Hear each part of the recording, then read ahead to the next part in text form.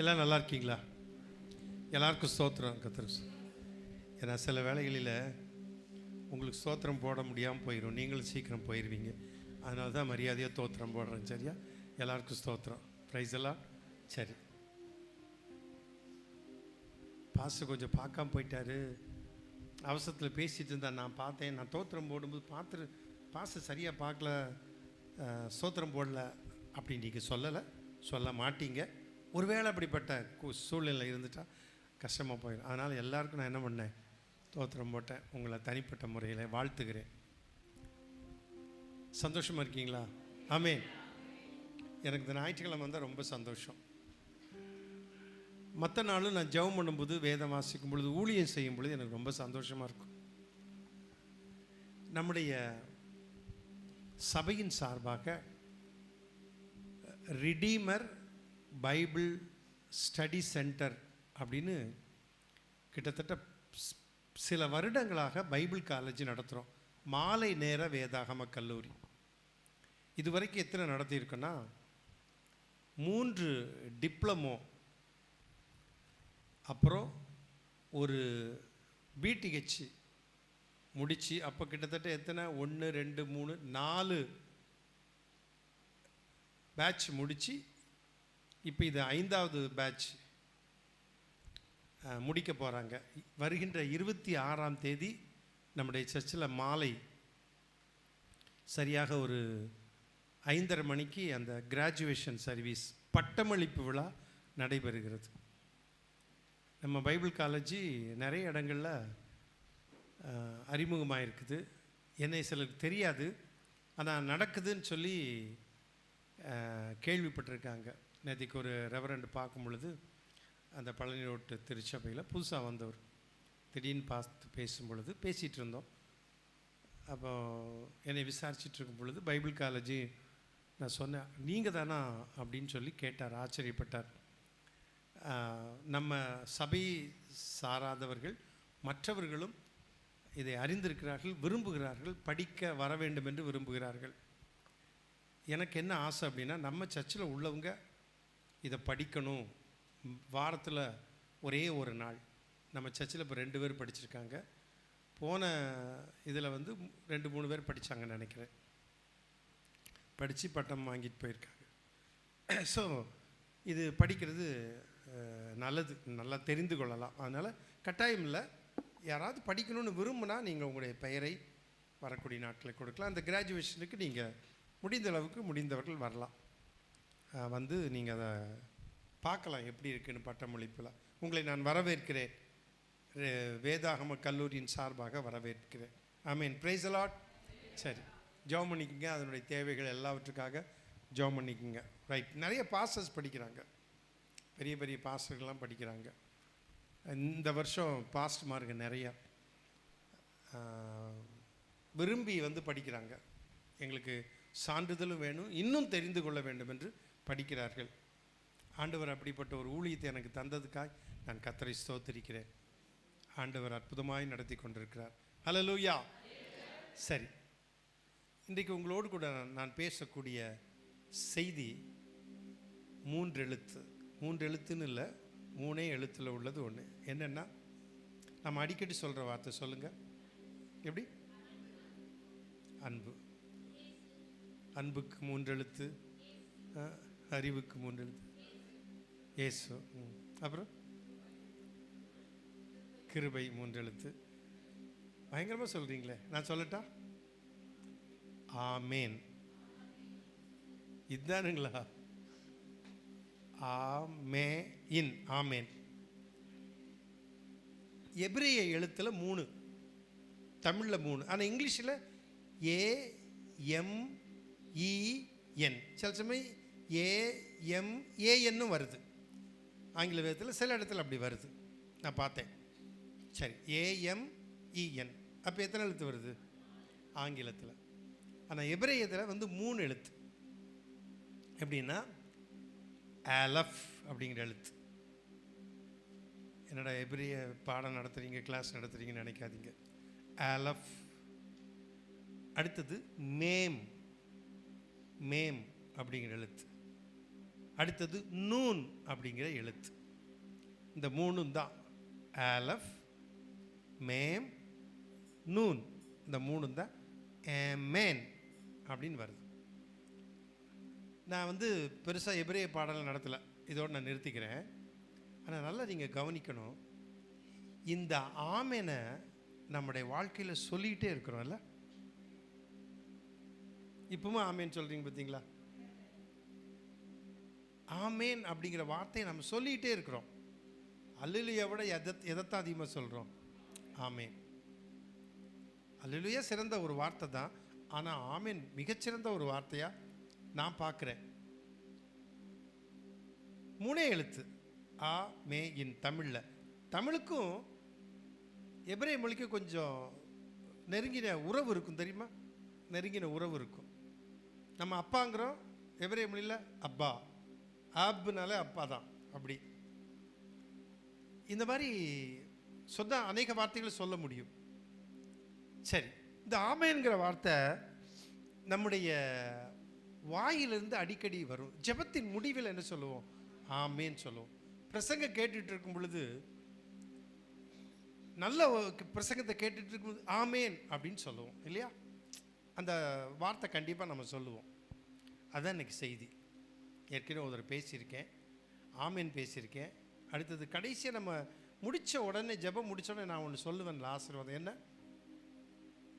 நம்முடைய கர்த்தராகிய இயேசு கிறிஸ்துவினுடைய கிருபையும், பிதாவாகிய தேவனுடைய அன்பும், பரிசுத்தாவினுடைய ஐக்கியமும், சிநேகமும், வழிநடத்தல் நம்ம அனைவரோடு கூட இருப்பதாக. இதை நான் பிரசங்கம் பண்ணியிருக்கேன், தெரியுமா? இது நான் பிரசங்கம் பண்ணியிருக்கேன். அது மட்டுமல்ல, கர்த்தர் உன்னை ஆசீர்வதித்து காக்க கடவர், கர்த்தர் தம்முடைய முகத்தை உன்மேல் பிரகாசிக்க பண்ணி உன்மேல் கிருபையா இருக்க கடவர், கர்த்தர் தம்முடைய முகத்தை உன்மேல் பிரசன்னமாக்கி உனக்கு சமாதானம் கட்டளையிட கடவர். இதையும் நான் பிரசங்கம் பண்ணியிருக்கேன், தெரியுதா? சரி, என்ன அப்படி உங்களுக்கு தெரியல அப்படி நான் கேட்க மாட்டேன், தெரியுதான்னு தான் நான் கேட்டேன், வேறு ஒன்றுமே இல்லை. அதனால தான் மறுபடியும் சர்ச்சுமே பிரசங்கம் பண்ணுறேன். இதெல்லாம் நான் பிரசங்கம் பண்ணியிருக்கேன். ஆசீர்வாத கடைசியில் சொல்கிற அந்த வார்த்தையை வச்சு பிரசங்கம் பண்ணியிருக்கேன். அதிகமாக யாரும் பிரசங்கம் பண்ணாங்களே இனிமேல் எனக்கு தெரியல. சரி, இன்றைக்கு நம்ம பார்க்குற பிரசங்கம் என்ன? எல்லாம் ஒரு ஆமேன் சொல்லுங்கள். ஆமேன் தான் இன்னைக்கு பார்க்க போகிறோம். ஆமேன், பிரைஸ் எல்லாம். சரி, இந்த ஆமேன் முதல் எங்கே வருது? முதல் நீங்கள் இதை கேட்டிங்கன்னா ஆச்சரியமாக இருப்பீங்க. நல்லா புரிஞ்சுக்கங்க, முடிஞ்ச குறிப்பெடுத்துக்குங்க, நல்லா கவனிங்க. இந்த ஆமேன் இருக்கு பார்த்தீங்களா? கவனிங்க. இந்த ஆமேன்னா நம்ம என்ன பொதுவாக என்ன நினைப்போம் அப்படின்னா, அப்படியே ஆக கடவுது அப்படின்னு. அது என்னெல்லாம் அப்படிங்கிறத நம்ம பார்க்க போகிறோம். அதுக்கு முந்தி முதல் இந்த ஆமேன்கிறது எங்கே வருது? முதல்ல ஃபஸ்ட்டில் பைபிளில் ஆமேன்கிறது எங்கே வருது? உங்கள்கிட்ட கேள்வி கேட்கலாம், உங்களுக்கு தெரியாது கண்டிப்பாக. உங்களுக்கு இல்லை, கிட்டத்தட்ட நிறைய பேருக்கு தெரியாது. ஏன்னா எங்கே தேடினாலும் கண்டுபிடிக்க முடியாது. நான் சொல்லட்டுமா? முதல் வர்றது ஆதியாகமம் 15ஆம் அதிகாரம் 6வது வசனத்தை வாசிங்க. கர்த்தாவே, இல்லை, ஆதியாகமம் 15:6. ஆதியாகமம் 15:6. வாசிங்க தங்கச்சி. 15:6 தங்கச்சி. வாசிங்க.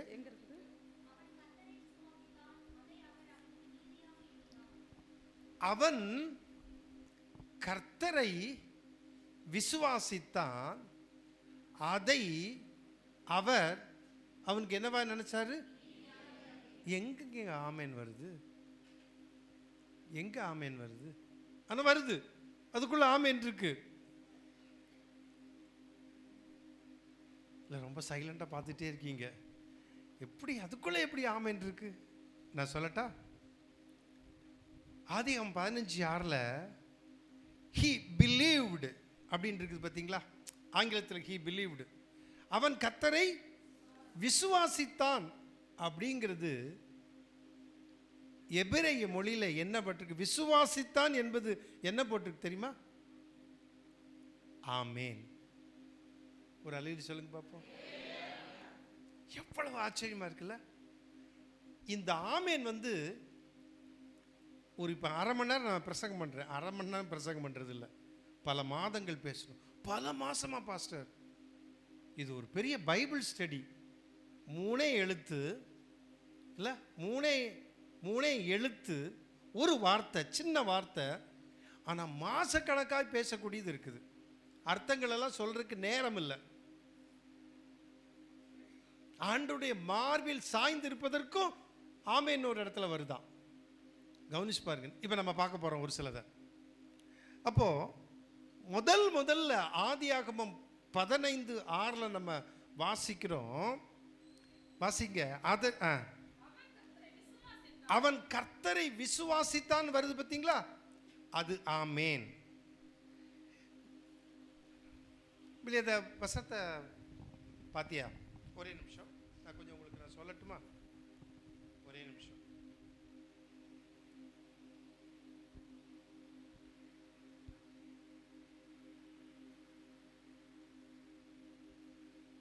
தம்பி நீ படிக்கிறியா?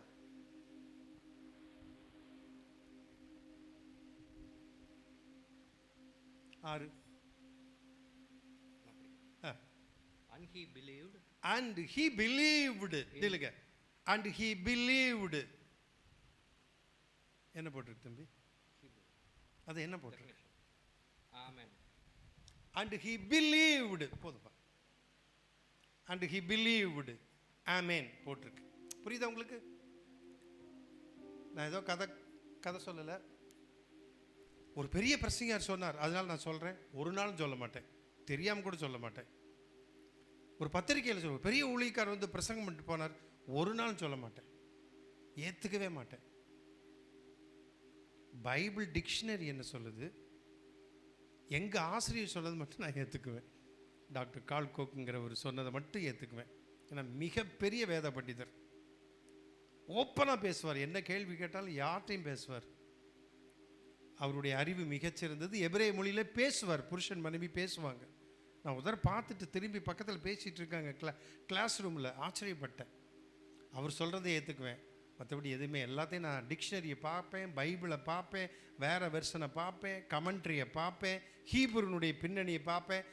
அது பார்த்துட்டு தான் நான் உறுதிப்படுத்திட்டு நான் பிரசங்கம் பண்ணுவேன். நிச்சயமாக வேறு யாரும் சொன்னது பிரசங்கமே பண்ண மாட்டேன். அதான் உங்களுக்கு நான் இப்போ அதை நான் எடுத்து காட்டினேன். புரியுதா? ஹீப்ருல என்ன வருது? ஆமேன். ஹல்லேலூயா. அப்போ ஆதியாகமம் 15:6 முதல் வர்றது என்ன? ஆமா, அவன் கர்த்தரை விசுவாசித்தான், அதை தேவன் அவனுக்கு என்னவா நினைச்சாரா? அப்ப அந்த he believed புரியுதா? அதான் தம்பி நான் படிக்க சொன்னேன், அது தொட்டேன், அதில் அதனுடைய அர்த்தம் வந்துச்சு. ஆமேன். பார்த்தலாமா தம்பி? Right, amen. Praise the lord. சரி,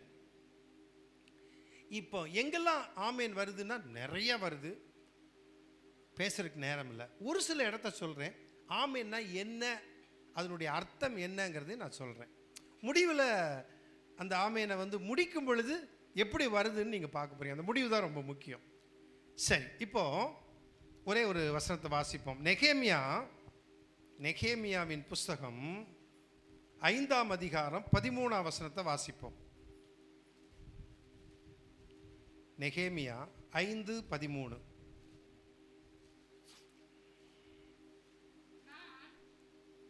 நெகேமியா 5:13. நான் என் வஸ்திரத்தை உதறி போட்டு, இப்படி இந்த வார்த்தையை நிறைவேற்றாத எந்த மனிதனையும், இப்படி இந்த வார்த்தையை நிறைவேற்றாத எந்த மனுஷனையும் அவன் வீட்டிலும் அவன் சம்பாத்தியத்திலும் இருந்து தேவன் உதறி போட கடவர். தேவன் உதறி போட கடவர். இந்த பிரகாரமாக அவன் உதறி போடப்பட்டு வெறுமையாய் போவானாக என்று அதற்கு சபையார் எல்லாரும், அதற்கு அப்படி சொன்ன பிறகு அதற்கு சபையார் எல்லாரும் ஆமேன் என்று சொல்லி கர்த்தரை துதித்தார்கள். போதும், முடிஞ்சிடலாமா? பின்பு ஜனங்கள் இந்த வார்த்தையின்படியே செய்தார்கள். சரி, சபையார் மக்கள் என்ன பண்ணாங்க? ஆமேன் என்று சொன்னார்கள். என்னமா ஆமேன் என்று சொல்றது? அப்போ தேவனுடைய அந்த ஆமேன் என்கிற வார்த்தையை ஒருத்தர் சொல்லும் பொழுது இன்னொருத்தர் அதை ஏற்றுக்கொண்டு, அவர் சொன்னதை ஏற்றுக்கொண்டு அதை உறுதிப்படுத்தும்படி, அதை அங்கீகரிக்கும்படி, நான் ஏற்றுக்கொண்டேன், நான் இதை அங்கீகரிக்கிறேன் என்று சொல்லி ஆமேன் என்று சொல்லுகிறோம். அதான் ஆமேன். இங்கிலீஷில் ஸ்ட்ராங்ஸ் கன்கார்டன்ஸில் உள்ளதை இதை போட்டிருக்கு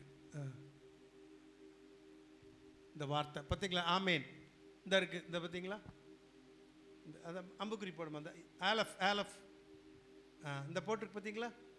ஆலஃப் மேம் நூன், நூன் கீழே வந்து அந்த டீ மாதிரி போட்டிருக்கு. புரியுதா? அந்த இது டீ மாதிரி போட்டிருக்கிறது வந்து அது வந்து வவல்ஸ், வவல்ஸ். அது இப்போ அந்த அந்த டீ மாதிரி போட்டிருந்தா ஆங்கிறது வரும்.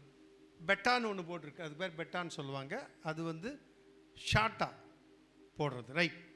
அது வவல்ஸோடு எழுதியிருக்கு. சரி, அப்போ ஹீப்ருவில் வந்து ஆமேன் என்பது 3 எழுத்து, ரைட்? போகட்டும். இப்போது ஒன்றை சொல்லும் பொழுது, ஒரு தலைவன் சொல்லும் பொழுது, ஒரு லீடர் சொல்லும் பொழுது, ஒரு போதகர் சொல்லும் பொழுது, ஒரு பெரிய மனிதர் சொல்லும் பொழுது, சபை அங்கீகரிக்கும்படியாய் அதை ஏற்றுக்கொள்ளும்படியா சொல்லக்கூடிய வார்த்தை தான் என்ன? ஆமேன். சொல்லுங்க, ஆமேன். சரி, இப்போ ஆமேன் என்றால் கவனிங்க, ஆமேன் என்றால் new international Bible dictionary, new international Bible dictionary என்ன சொல்லுதுன்னா, கவனிங்க, ஆங்கிலமும் கிரேக்கமும் அப்படியே எபிரேய மொழியில் இருந்து எழுதப்பட்டது. இங்கிலீஷ் வந்து எபிரேய மொழியிலிருந்து அப்படியே எழுதப்பட்டது. கிரேக்க மொழியிலையும் கிரேக்க மொழியில் எழுதலை, அப்படியே என்ன பண்ணுது? எபிரேய மொழியிலிருந்து எழுதப்பட்டது. தமிழிலும் கூட அப்படியே எபிரேய மொழியிலிருந்து எழுதப்பட்டது. அதற்கு மாற்றமே இல்லை. அல்லேலூயா, அல்லேலூயா அப்படின்னா அந்த காலத்தில் எங்கள் பாஸ்டர் சொல்லியிருக்கார் பரலோக பாஷைன்னு. நாங்களும் ஆமேன்னு சொல்லிட்டோம். ஆனால் அப்புறம் தான் தெரியுது, நான் போய் படிக்கும் பொழுது அல்லேலூயாங்கிறது பரலோக பாஷையில் எபிரேய மொழின்னு. புரியுதா உங்களுக்கு? அன்றைக்கி ஒருத்தர் ஒரு பாஸ்டர் நல்லா பேசிகிட்டு இருந்தார், எனக்கு அனுப்பியிருந்தார் ஒன்று, அதில் அல்லேலூயான்னு பரலோக பாஷன். நான் அவருக்கு ஃபோன் பண்ணி, பாஸ்டர் நீங்கள் தப்பாக பேசிட்டீங்க, அது பரலோக பாஷையில் எபிரேய பாஷை அப்படின்னு. சரிங்க பாஸ்டர், திருத்திக்கிறேன் அப்படின்னு சொன்னார். கவனிங்க, அப்படியே எபிரேய மொழியில் உள்ளது அப்படியே போட்டிருக்கும். கவனிங்க, எப்பத்தா அப்படின்னு போட்டிருந்துன்னா அப்படியே போட்டிருக்கும். தலித்தாகூமி அப்படின்னா அது அப்படியே நம்ம பைபிள் எழுதியிருக்கும். பார்த்துருக்கீங்களா? அப்படியே எழுதியிருக்கும். கவனிக்கணும். அப்போ ஆமேன் என்பதை குறித்து கிரேக்க மொழியிலையும் எபிரேய மொழியிலிருந்து தான் எழுதப்பட்டிருக்கிறது. அதே எபிரேய எழுத்து மொழி தமிழிலும் எபிரேய மொழியே அப்படியே எழுதியிருக்கு ஆமேன்னு. இங்கிலீஷ்லையும் அப்படியே எபிரேய மொழி தான் அதில் எழுதி, இங்கிலீஷில் எழுதியிருந்தால் அது எபிரேய மொழியை உச்சரிக்கிறதா இருக்கிறது, ரைட்? சரி, இதனுடைய அர்த்தம், ஆமேன் என்பதனுடைய அர்த்தம் கன்ஃபார்ம். சொல்லுங்க, கன்ஃபார்ம். அதாவது உறுதி, திட்டவட்டமாக. ஒன்றை சொல்லும் பொழுது திட்டவட்டமாக ஆமேன் அப்படின்னா எப்படி? திட்டவட்டமாக அப்படிதாங்க. எப்படிங்க? அப்படிதான், உறுதியா. அடுத்தது, இந்த ஆமேன்கிறது சப்போர்ட், வலுவூட்டக்கூடியது, ஒரு ஆதாரம், வலுவூட்டக்கூடியதாக இருக்குது. நம்ம சொல்கிற வார்த்தையை, பேசுகிற ஒரு காரியத்தை, பிரசங்கமாக இருக்கட்டும், எதையும் ஆமேன் என்று சொல்லும் பொழுது அதற்கு அது வலுவூட்டக்கூடியதாக இருக்கிறது, உறுதிப்படுத்துகிறதா இருக்கிறது, அதற்கு அது ஆதாரமாக இருக்கிறது. ஆங்கிலத்தில் வந்து கேஜேவியில், இங்கிலீஷில் போடும்போது வெரிலி, VERILY, வெரிலினா என்ன தெரியுமா? மெய்யாகவே. எப்படிங்க? நல்லா கவனிங்க, நம்ம பின்னால் வசனத்தை பார்க்கும்போது நான் சொல்கிறது தெரியும். வெரிலி அப்படின்னா மெய்யாகவே. எப்படிங்க? மெய்யாகவே, மெய்யாகவே.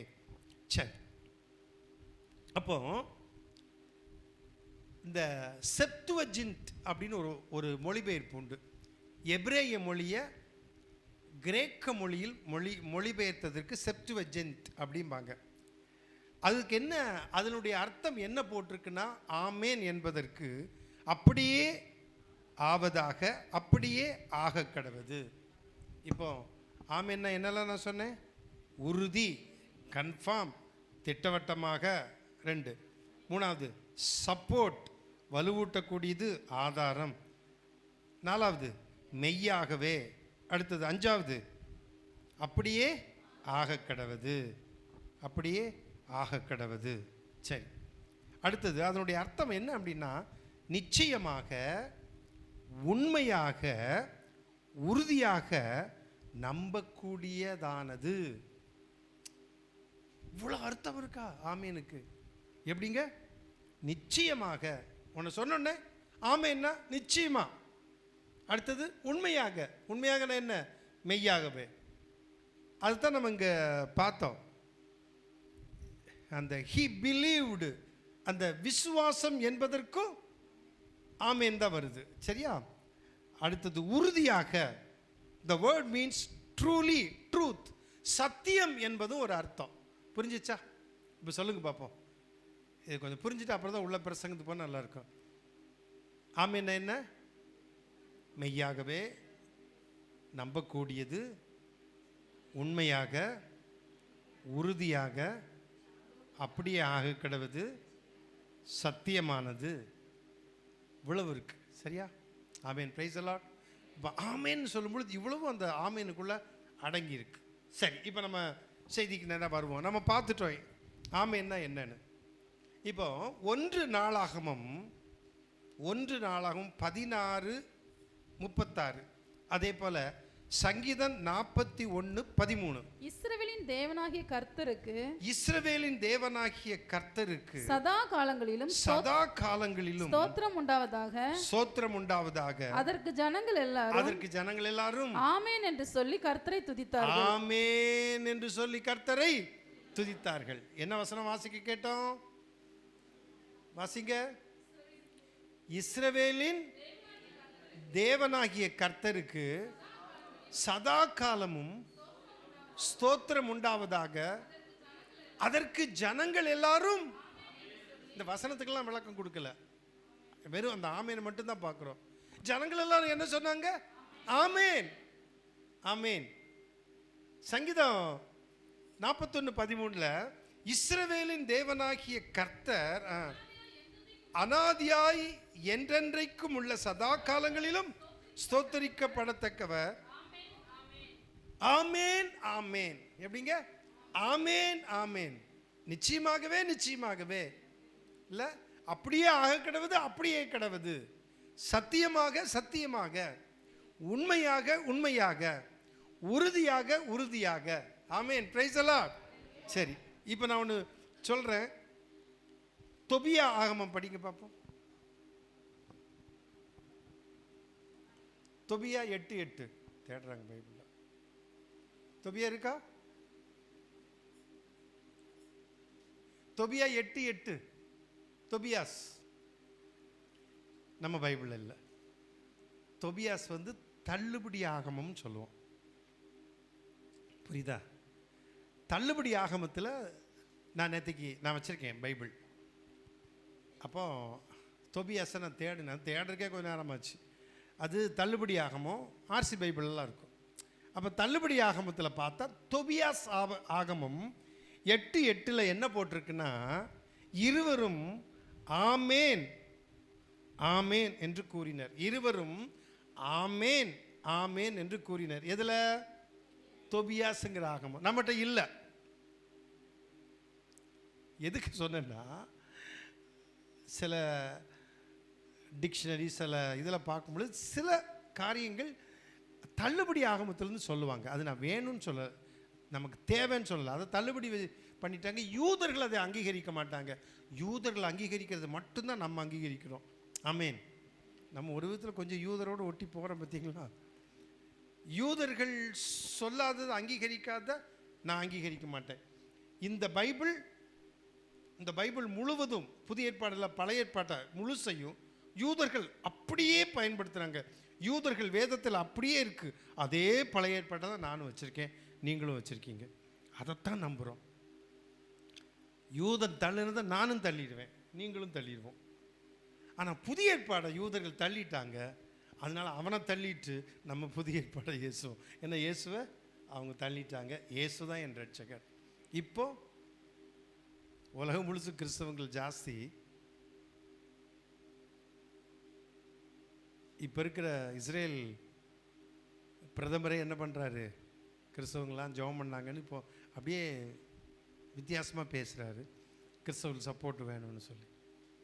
ஆமென், பிரைஸ் தி லார்ட். இனி வரக்கூடிய நாட்களில் சில சம்பவங்கள்லாம் நடக்க போகுது. ஒரு நாள் நான் அதை உங்களோட நான் ஷேர் பண்ணுறேன், என்னெல்லாம் நடக்கும், எப்படியெல்லாம் நடக்க போகுதுன்னு. சரி, அப்போ அதே பிலீஃப், யூதர்களுடைய அந்த விசுவாசம் பழைய ஏற்பாட்டில் உள்ளது, அந்த வசனத்தை அப்படியே நம்ம ஏற்றுக்கொள்ளுகிறோம். இந்த தொபியாஸ் வந்து நம்ம ஏற்றுக்கொள்கிற தள்ளுபடி ஆகமம். ஆனால் அந்த தள்ளுபடி ஆகமத்தில் தொபியாஸ் 8:8 ஆமேன் ஆமேன் அப்படிங்கிற வார்த்தை வருது. இருவரும், அந்த வசனம் அப்படியே சொல்கிறேன், இருவரும் ஆமேன் ஆமேன் என்று கூறினர் அப்படின்னு போட்டிருக்கு. ரைட், சரி. இப்போ புதிய ஏற்பாட்டுக்கு வருவோம். என்டி, த பைபிள் நாலேஜ் டிக்ஷனரி. முதல்ல ஒன்று சொன்னேன், the new international Bible dictionary. இப்போ த பைபிள் நாலேஜ் டிக்ஷனரி. மத்தேயு 8:10, மத்தேயு 8:10 இயேசு இதை கேட்டு ஆச்சரியப்பட்டு தமக்கு பின் செல்லுகிறவர்களை நோக்கி, இஸ்ரவேலருக்குள்ளும் நான் இப்படிப்பட்ட விசுவாசத்தை காணவில்லை என்று, இஸ்ரவேலுக்குள்ளும் நான் இப்படிப்பட்ட விசுவாசத்தை காணவில்லை என்று சொல்லி மெய்யாகவே உங்களுக்கு சொல்லுகிறேன். இயேசு கிறிஸ்து மெய்யாகவே சொன்னார் பார்த்தீங்களா? அது என்ன அப்படின்னா ஆமேன். புரியுதா? இதை நம்ம தெரிஞ்சுக்கணும். வெறும் ஆமேன்னா, நிறைய கிறிஸ்தவர்களுக்கு என்ன ஆமேன்னா ஜெபத்தின் முடிவில் சொல்லக்கூடியது அப்படின்னு நினச்சிக்கிறோம். அது தவறு. அது உண்மைதான் ஒரு விதத்தில். ஆனால் ஆமேன் என்ன, எபிரேய மொழி எங்கெல்லாம் பயன்படுத்தப்பட்டிருக்கு இந்த ஆமேன். இயேசு சொல்றார், இஸ்ரவேலுக்குள்ளும் இப்படிப்பட்ட விசுவாசத்தை காணவில்லை என்று நான் மெய்யாகவே. அப்ப அந்த மெய்யாகவே அப்படின்னு சொல்லப்பட்டிருக்கு பார்த்தீங்களா? அப்படின்னா உண்மையாகவே நான் காணவில்லை. அப்ப மெய்யாகவேனா என்ன? ஆமேன், அதான் வருது. நீங்க பார்த்தீங்கன்னா இதில் அடிச்சா வரும் மெய்யாகவே. அதுக்கு வந்து எப்படி வருது? ஆமேன் தான் வருது. ஆனா புதிய ஏற்பாடு கிரேக்க மொழியில் மொழிபெயர்க்கப்பட்டது. ஆனாலும் ஆமேன். இயேசு சொல்றார், மெய்யாகவே உங்களுக்கு சொல்லுகிறேன். ஆமேன். Praise the lord. ஹல்லேலூயா. சரி, அடுத்தது மத்தேயு 10:15. நியாயத்தீர்ப்பு நாளிலே அந்த பட்டணத்துக்கு நேரிடுவதை பார்க்கிலும் சோதோம் குமரா நாட்டிற்கு நேரிடுவது லெகுவாயிருக்கும் என்று மெய்யாகவே உங்களுக்கு சொல்லுகிறேன். என்ன வருது? ஆமேன். மெய்யாகவே என்கிற இடத்துல என்ன வார்த்தை வருது? ஆமேன். சரியா? ரைட். அடுத்தது மத்தேயு 11:11 வாசிங்க. மத்தேயு 6:2 குறிச்சிக்குங்க, வாசிக்க வேண்டாம். மத்தேயு 6:2, மத்தேயு 11:11 வாசிங்க. ஸ்திரீகளிடத்திலே பிறந்தவர்களில் யோவான் ஸ்நானை பார்க்கிலும் பெரியவன் ஒருவனும் எழும்பினதில்லை. ஆகிலும் பரலோக ராஜ்யத்தில் சிறியவனா இருக்கிறவன் என்று, சிறியவனா இருக்கிறவன் அவனிலும் பெரியவனா இருப்பான் என்று உங்களுக்கு மெய்யாகவே சொல்லுகிறேன். ஆமேன். அதான் மெய்யாகவேங்கிறதுக்கு என்ன வருது? ஆமேன். சரி, யோவான் 1:51 வாசிங்க. பின்னும் அவர் அவனை நோக்கி வானம் திறந்திருக்கிறதையும் தேவதூதர்கள் மனுஷகுமாரனிடத்திலிருந்து ஏறுகிறதையும் இறங்குகிறதையும் நீங்கள் இது முதல் காண்பீர்கள் என்று மெய்யாகவே உங்களுக்கு சொல்லுகிறேன் என்றார். 2 தடவை வருது. அதாவது மனுஷகுமாரனிடத்திலிருந்து தேவதூதர்கள் ஏறுகிறதும் இறங்குகிறது இல்லை? அந்த நிகழ்ச்சி நான் உங்களுக்கு பிரசங்கம் பண்ணியிருக்கேன் ஒரு தடவை. அதை சொல்லிட்டு மனுஷகுமாரனிடத்திலிருந்து தேவதூதர்கள் ஏறுகிறதும் இறங்குகிறதுமாய் இருப்பார்கள் அப்படின்னு சொல்லிட்டு என்ன சொல்றாரு? அப்படி என்னமா சொல்றாரு? இது முதல் நீங்கள் காண்பீர்கள் என்று மெய்யாகவே மெய்ய. அப்ப ரெண்டு காரியம் வருது, மெய்யாகவே மெய்யாகவே. ஆங்கிலத்தில் பயன்படுத்தும் பொழுது பார்த்தீங்கன்னா வெரிலி வெரிலி அப்படிங்கிறது. அப்படின்னா மெய்யாகவே மெய்யாகவே, உண்மையாகவே உண்மையாகவே. அப்போ மெய்யாகவே மெய்யாகவே நான் உங்களுக்கு சொல்லுகிறேன்னா ஆமேன் அண்ட் ஆமேன். மெய்யாகனா என்ன? ஆமேன் தான். அப்போ ஆமேன்கிறது ஜெபத்துக்கு முடிவில் நம்ம சொல்லக்கூடியது மட்டுமல்ல. ஆமேன்கிறது உண்மையாகவே ஆண்டவர் சொல்றார், சத்தியம் உறுதியானது, அப்படியே ஆக கடவுது. இதுக்கு எல்லாமே ஆமேன். Praise the lord. சரி, இப்போ யோவான் 3:5 வாசிப்போம்.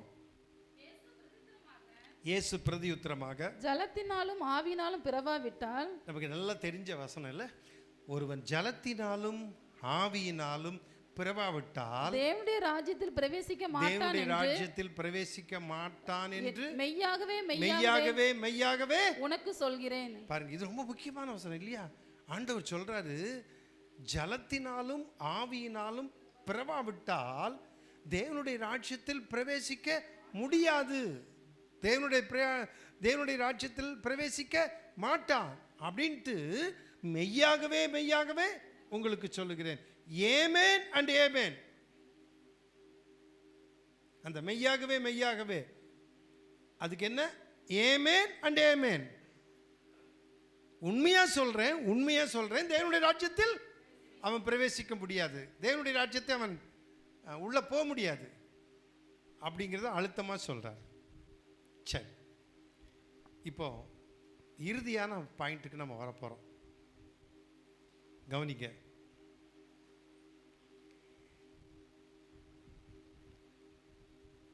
2 கொரிந்தியர் 1:20 படிச்சு பாருங்க. 2 கொரிந்தியர் 1:20. 2 கொரிந்தியர் 1:20.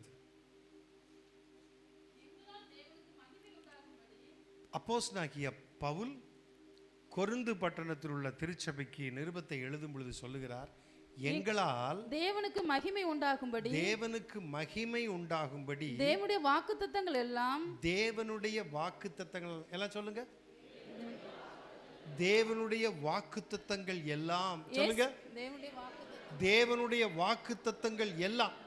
தேவனுடைய வாக்குத்தத்தங்கள் கொஞ்சம் அல்ல, பாதி அல்ல, முக்கால் பகுதி அல்ல.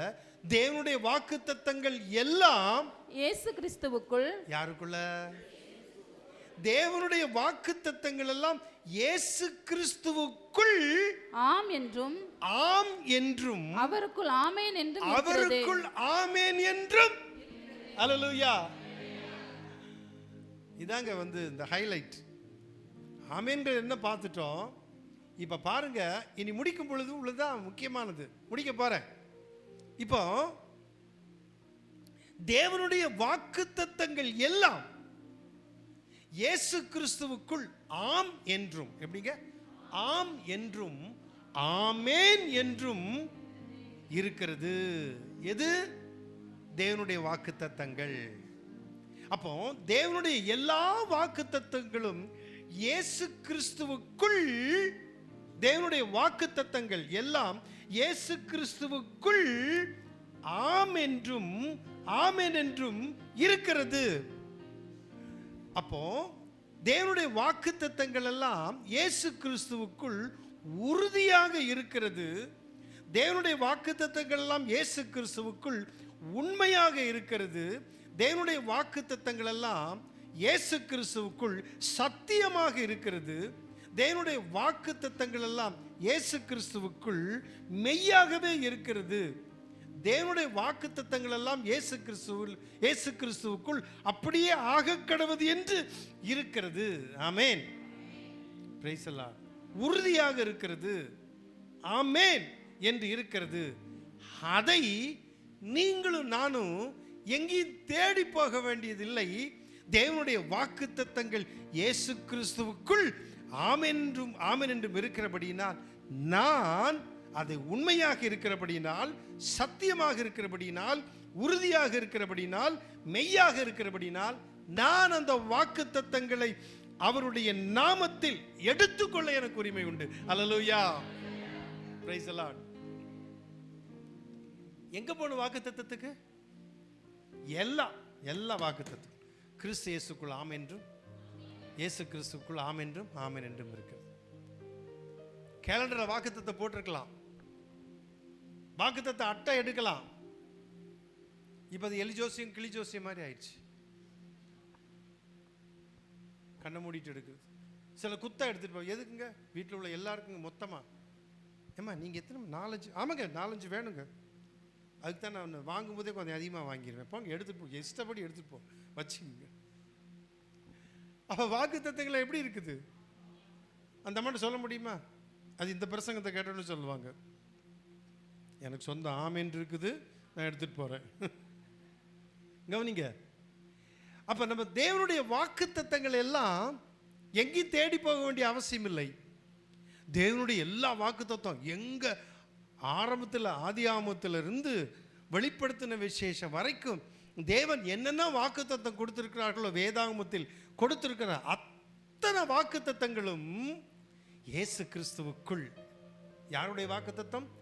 தேவனுடைய வாக்கு தத்தங்கள் எல்லாம் இயேசு கிறிஸ்துவுக்குள் ஆம் என்றும் ஆமென் என்றும் இருக்கிறது. நான் சொல்றது புரியுதா? நம்ம சர்ச்சில் உள்ள விசுவாசிகள் யார் எப்படி வளர்ந்துருக்காங்கன்னு எனக்கு தெரியும். அதனால தான் சிலது சொன்னதை திரும்ப சொல்லுவேன். அவங்களுடைய பக்குவம் எனக்கு தெரியும். அவங்களுக்காக ரொம்ப எளிய முறையில் சில சமயம் பிரசங்கம் பண்ணணும் அப்படின்னு நான் யோசிக்கிறேன். இதுவுமே எளிய முறையில் தான் உங்களுக்கு சொல்கிறேன், புரிகிறபடி. ஏன்னா அவங்களுடைய நிலை அப்படி இருக்கு. அவங்களுடைய நிலை, ஒரு சிலருடைய நிலை, அவங்கள உருவாக்கணும். என் பாட்டுக்கு நான் பைபிள் ஸ்டடிமாக நடத்திட்டு போயிட்டு என்ன பண்ண முடியும்? கொஞ்சம் பேருக்கு தெரியும், அவங்க நல்லா இருந்துச்சு பாஸ்டர் போயிடுவோம். அவங்களுக்கு என்னமோ சொன்னாருங்க பாஸ்டர் அப்படின்னு தெரியாது. ஸோ அவங்களையும் கவனிக்கணும். பார்த்தீங்களா? நான் வந்து தனியாக ஒரு பிரசங்கம் இத்தினோண்டு குட்டி பிரசங்கம் முந்தி பண்ணுவேன். விவி லெவட்டில் இருக்கும் பொழுது தம்பியெல்லாம் இப்போ அவங்க அப்பாலாம் வருவாங்க, தெரியும். தனியாக ஒரு பிரசங்கம் பண்ணிவிட்டு அப்புறம் ஆரம்பிப்பேன். ஏன்னா அவங்கள கவனிக்கணும். சரி, இப்போ வாக்கு தத்தங்கள் எல்லாம் ஆமேன் என்று இயேசு கிறிஸ்துவுக்குள் இருக்கிறது. என் ஆண்டவராக இயேசு கிறிஸ்துவுக்குள், என்னை மீட்ட இயேசு கிறிஸ்துவுக்குள், என்னை ரட்சித்த இயேசு கிறிஸ்துவுக்குள் வாக்கு தத்தங்கள் எல்லாம் ஆம் என்றும் ஆமென் என்றும் இருக்கிறது. அல்லேலூயா. எப்படி வாக்கு தத்தங்கள் இருக்கிறது சொல்லுங்க? ஆம் என்று ஆமென் என்று யாருக்குள்ள இருக்குது? இயேசு கிறிஸ்துவுக்குள் ஆம் என்றும் ஆமென் என்றும் இருக்கிறது. அல்லேலூயா, பிரைஸ் தி லார்ட். சரி, அடுத்தது வெளிப்படுத்தின விசேஷம் 3:14 வாசிங்க. வெளிப்படுத்தின விசேஷம் 3:14.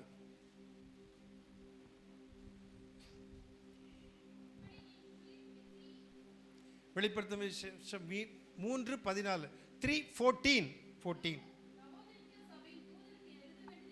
நல்லா கவனிங்க. 7 வித சபை, 7 பட்டணத்தில் உள்ள சபை. லவோதிக்கியா சபை, இது கடைசி வந்து லவோதிக்கியா சபை இல்ல? இந்த லவோதிக்கியா சபைக்கு ஆண்டவர் தம்மை எப்படி வெளிப்படுத்துறான்னு பாருங்க. ஒவ்வொரு சபைக்கும் ஒவ்வொரு விதமாக வெளிப்படுத்துவார். ஒரு பட்டயத்தோடு இருப்பார், ஆதியும் அந்தமானவன் சொல்லி வெளிப்படுத்து. ஒவ்வொன்றுக்கும் ஒவ்வொரு மாதிரி இருக்கும். இப்போ இந்த லவோதிக்கியா சபைக்கு கர்த்தர் தம்மை எப்படி வெளிப்படுத்துறாரு வாசிங்க. லவோதிக்கியா சபையின் தூதனுக்கு நீ எழுத வேண்டியது என்னவெனில், லவோதிக்கியா சபையின் தூதனுக்கு நீ எழுத வேண்டியது என்னவென்றால், உண்மையும் சத்தியமுள்ள சாட்சியும், கவனிங்க, உண்மையும் சத்தியமுள்ள சாட்சியும் தேவனுடைய சிருஷ்டிக்கு ஆதியுமாய் இருக்கிற, தேவனுடைய சிருஷ்டிக்கு ஆதியுமாய் இருக்கிற ஆமென் என்பவர் சொல்லுகிறதாவது. யார் சொல்றா? பாருங்க எப்படி இருக்குன்னு. புரியுதா? நேரம் கையை தட்டி அப்படியே எந்திரிச்சு கை தட்டி இருக்கணும். கவனிங்க,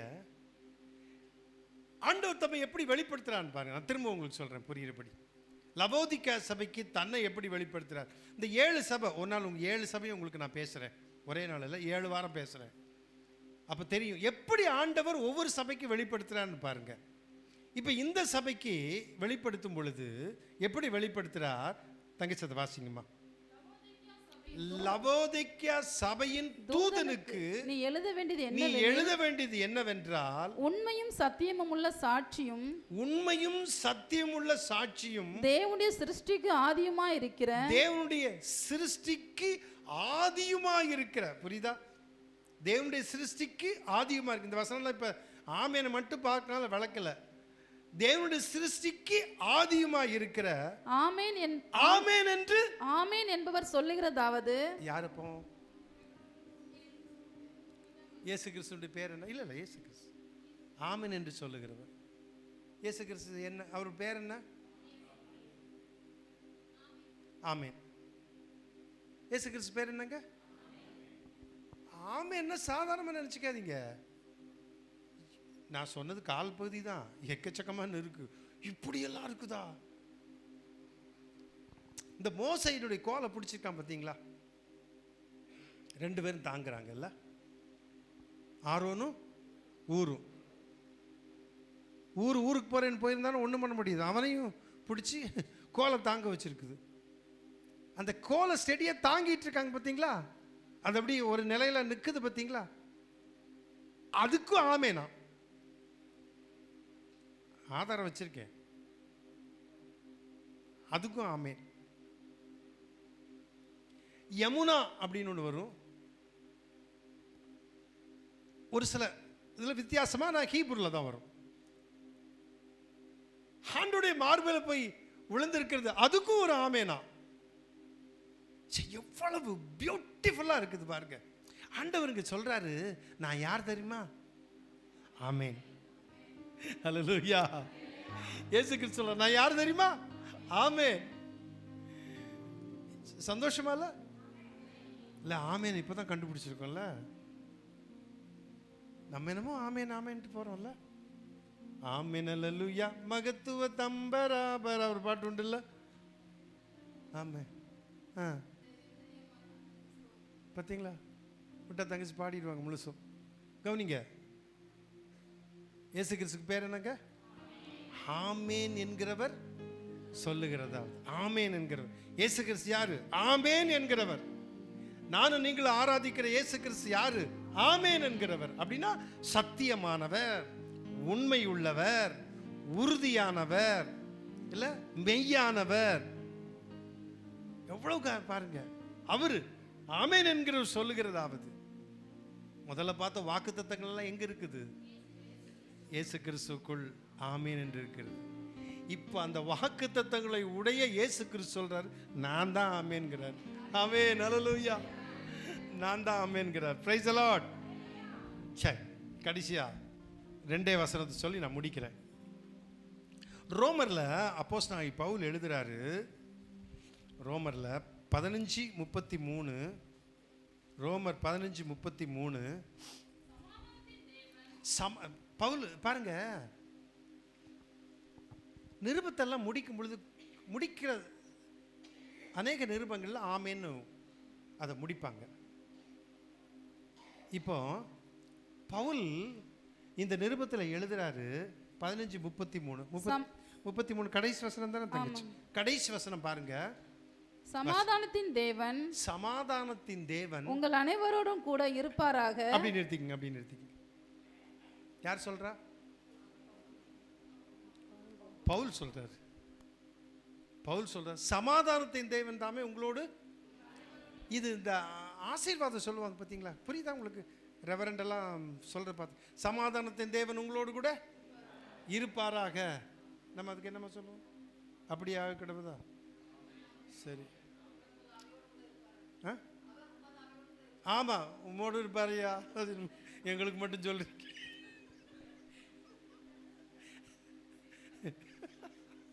யோ, உம்மோடு இருப்பாரியா? சும்மா சொல்லுங்க. ரைட், கவனிங்க. எப்படி பவுல் சொல்றார் பாருங்க, சமாதானத்தின் தேவன் உங்களோடு கூட இருப்பார். இந்த சமாதானத்தின் தேவன் இருக்கார் பார்த்தீங்களா? அந்த வாழ்த்து இருக்கு பார்த்தீங்களா? சமாதானம். ஒரு வீட்டுக்குள்ள போனோன்னே ஆண்டவர் சொன்னாரு, அந்த வீட்டை வாழ்த்துங்க. என்ன வாழ்த்தணும்? சமாதானம். போன சில பாச திட்டுவாங்க தெரியுமா? ஏன் போன வாரம் வரல? மூஞ்ச மாதிரி இருக்கு இந்த பாஸ்டருக்கு. நம்ம சொல்லுவாங்க கொஞ்சம் முடியலைங்க பாஸ்டர். முடியலையாக்கும் சபைக்கு வரலன்னா தசமா கொடுத்தீங்களா? தசமா கொடுத்துட்டீங்களா? சரி பரவாயில்ல வாங்க.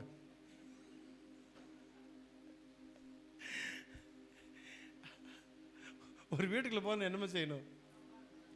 தசமா கொடுத்தீங்களான்லாம் கேட்கக்கூடாது. என்ன பண்ணணும்? சரி, நான் சும்மா ஜோக்குக்காக சொன்னேன். கவனிங்க, ஒரு வீட்டில் போன சமாதானம், அந்த சமாதானம் வாழ்த்து சொன்னோன்னே என்ன ஆகுதான், அப்படியே அந்த வாழ்த்து சமாதானம் அப்படியே போகுதான். அப்படியே போகுது. சாதாரணம் இல்லைங்க, நமக்கு இந்த விசுவாசம்லாம் கிடையாது, சொல்றதுக்காக சொல்றேன். அப்படியே போகுது. பாத்திரனா இருந்தா அந்த அது அவன் வீட்டில் தங்குது. இல்லைன்னா திரும்பி வந்துடுது. யார்கிட்ட? சொன்னவர்கிட்டே வந்துடுது. சொன்னவர்கிட்டே திரும்பி வந்துடுது. புரியுதா உங்களுக்கு நான் சொல்றது? அதனால சொல்ற கடமை யாருக்கு?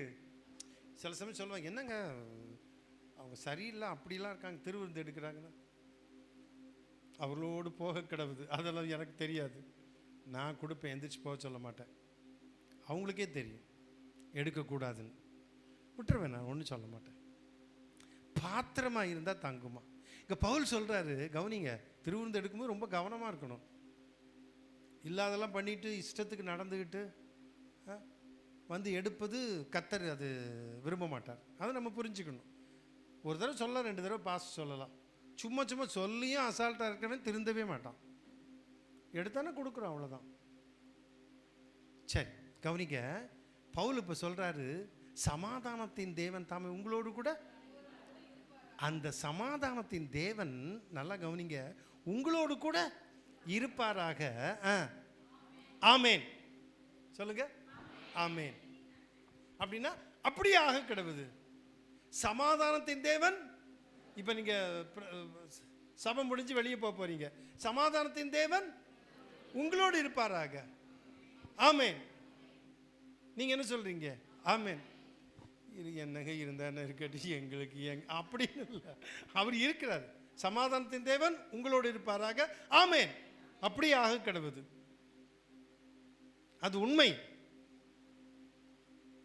சரி, கடைசியா ஒரு வசனம், 2 கொரிந்தியர் 13:14.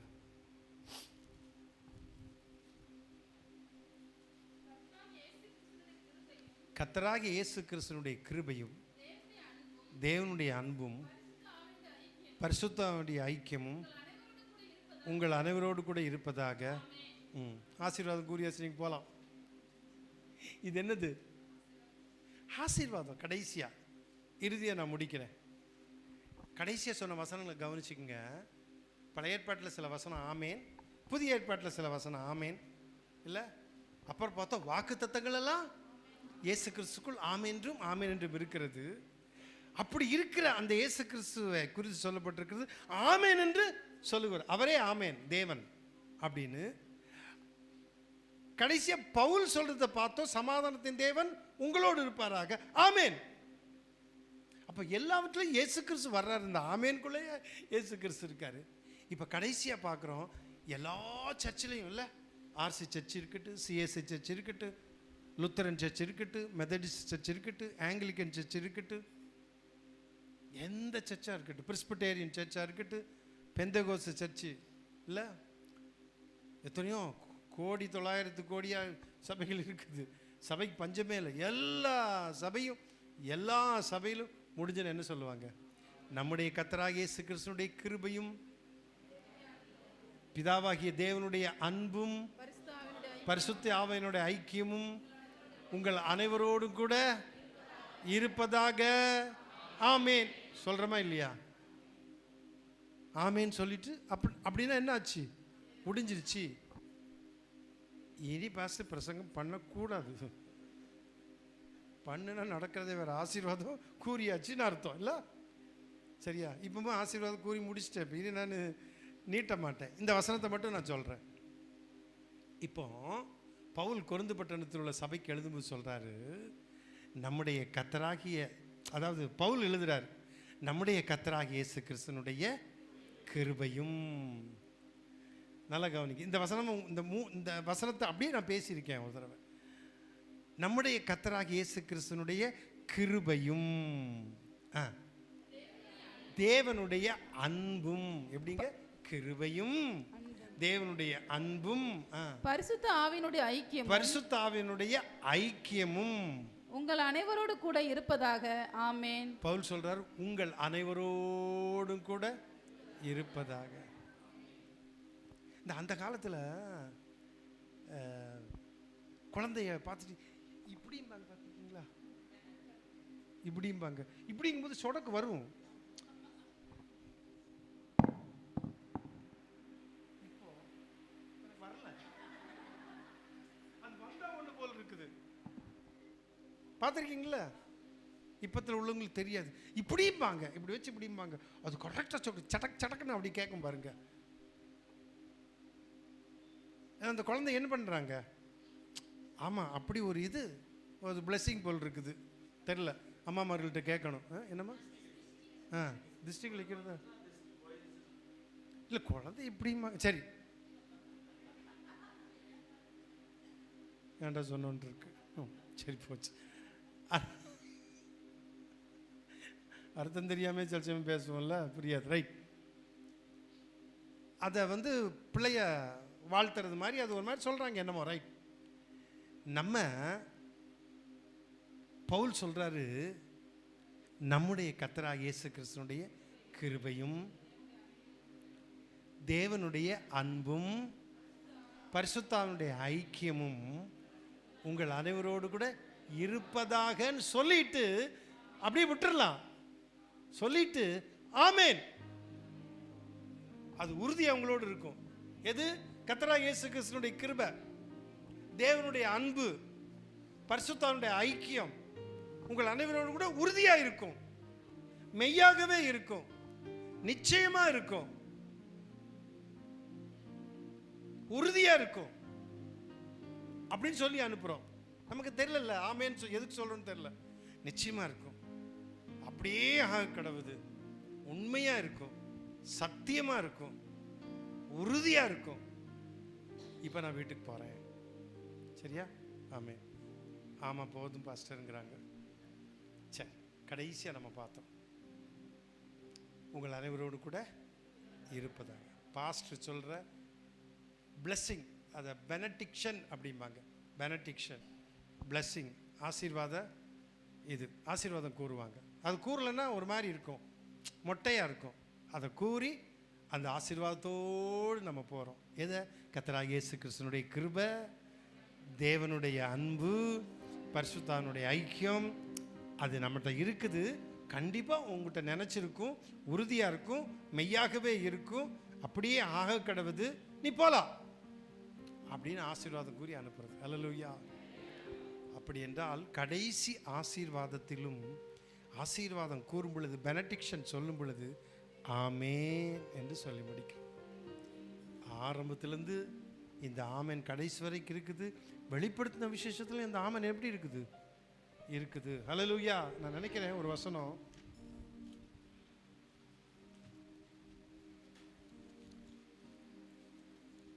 வெளிப்படுத்தின விசேஷம் 22 பாருங்க. அதான் 22, 21.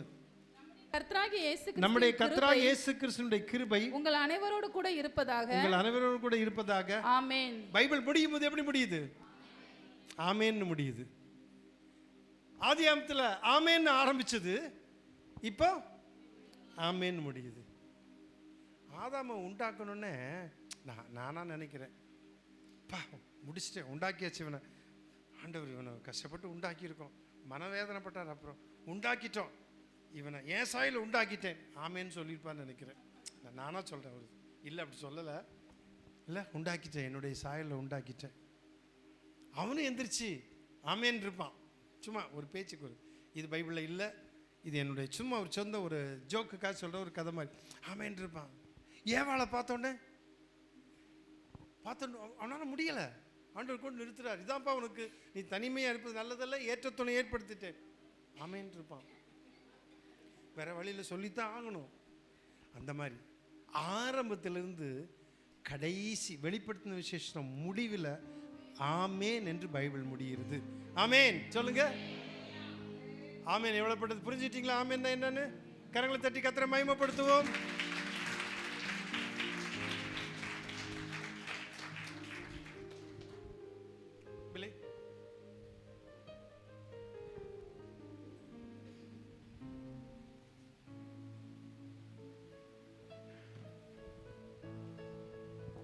நம்ம எழுந்துட்டு ஒரு பாடலை பாடும்போது கத்திருக்கின்ற காணிக்கை.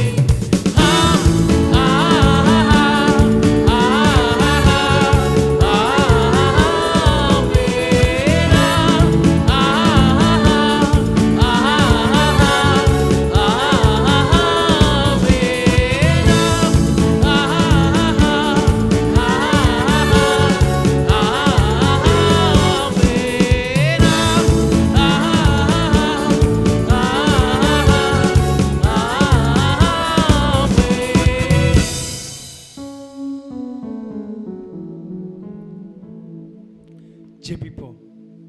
பரிசுத்தமும் நீதியும் உள்ள எங்கள் அன்பின் பிதாவே, இந்த ஆசீர்வதிக்கப்பட்ட மனமகிழ்ச்சியான இந்த நல்ல ஆராதனை நாளிலே நாங்கள் உம்மை துதித்து பாடி ஆராதித்தோம், ஜெபித்தோம், சாட்சிகளை சொன்னோம், உம்முடைய செய்தியை கேட்டோம். கேட்ட உம்முடைய பிள்ளைகள் ஆசீர்வதிக்கப்பட்டவர்களாக இப்பொழுதும் இந்த இடத்தை விட்டு சந்தோஷத்தோடு சமாதானத்தோடு கர்த்தருடைய ஆசீர்வாதத்தை பெற்றவர்களாக தங்களுடைய இல்லங்களுக்கு திரும்பி போக உதவி செய்வீராக. உம்முடைய பிள்ளைகள் கொடுத்த காணிக்கைகளுக்கு ஸ்தோத்திரம். கொடுத்த கரங்களை ஆசீர்வதியும், கையின் பிரயாசங்களை ஆசீர்வதியும். உம்முடைய பிள்ளைகள் கொடுத்த தசமபாக காணிக்கைகள், சபை காணிக்கைகள், ஸ்தோத்திர காணிக்கைகள், பொருத்தனை காணிக்கைகள் எதுவாயிருந்தாலும் கர்த்தர் எல்லா காணிக்கைகளையும் அங்கீகரித்து ஆசீர்வதிப்பீராக. இதற்குரிய பிரதிபலனை உம்முடைய பிள்ளைகளுக்கு நிறைவாய் கொடுப்பீராக. உம்முடைய பிள்ளைகளுடைய வீட்டின் ஆகாரம், அப்பம், தண்ணீர், எண்ணெய் எல்லாவற்றையும் நிறைவாய் ஆசீர்வதிப்பீராக. நிறைவான ஆசீர்வாதத்தை தாரும். உம்முடைய கரத்தில் ஒப்பு கொடுக்கிறோம். உம்முடைய ஆசீர்வாதம் உம்முடைய பிள்ளைகளோடு கூட இருக்கட்டும். நீர் அருளும் சந்தோஷம் உம்முடைய பிள்ளைகளோடு கூட இருக்கட்டும். உம்முடைய சமாதானம் உம்முடைய பிள்ளைகளோடு கூட இருக்கட்டும். உம்முடைய பாதுகாப்பு எப்பொழுதும் உம்முடைய பிள்ளைகளோடு கூட இருப்பதாக என்று சொல்லி நான் ஜெபிக்கிறேன். இயேசு கிறிஸ்துவின் நாமத்தில் ஜெபிக்கிறேன் அன்பின் பிதாவே, ஆமென். என் ஆத்துமாவே கர்த்தரை ஸ்தோத்திரி, என் முழு உள்ளமே அவருடைய பரிசுத்த நாமத்தை ஸ்தோத்திரி. என் ஆத்துமாவே கர்த்தரை ஸ்தோத்திரி, அவர் செய்த சகல உபகாரங்களையும் மறவாதே. ஆமென். நம்முடைய கர்த்தராகிய இயேசு கிறிஸ்துவின் கிருபையும் பிதாவாகிய தேவனுடைய அன்பும் பரிசுத்த ஆவியானவருடைய ஐக்கியமும் சிநேகமும் வழிநடத்தலும் பாதுகாப்பும் நம் அனைவரோடு கூட இன்றும் என்றும் சதா காலங்களிலும் கர்த்தருடைய வருகை மட்டும் நிலைத்திருப்பதாக. ஆமேன், ஆமேன். எல்லாரும் ஸ்தோத்திரம். கர்த்தர் உங்களை